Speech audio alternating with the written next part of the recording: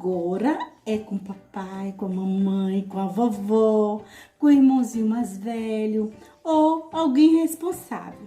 Olha só, nessa atividade vamos precisar de papel, pode ser canetinha, hidrocor, uma vasilhame com água.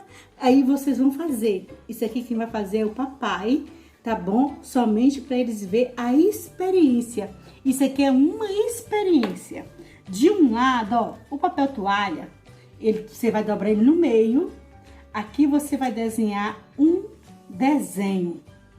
E cá na mesma direção, você coloca o outro.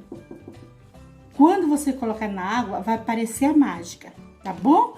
E aí eu vou ensinar para eles como é que é. Olha só, aqui ó, tem lá na floresta, vocês viram árvore com componente da floresta. Aqui também tem uma árvore. Quantas árvores tem aqui? Uma. Então vamos lá ver se tem uma árvore mesmo. Ó.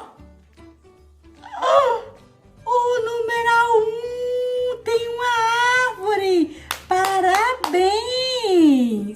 Aí tirou, né? E agora, vamos pro outro. Aqui, ó, tem quantas folhas? 2. Isso mesmo, 2 folhas. Mas, tia, só tem 2 folhas. Isso, então, apareça numeral 2. Apareceu o numeral 2. Parabéns. Muito bem.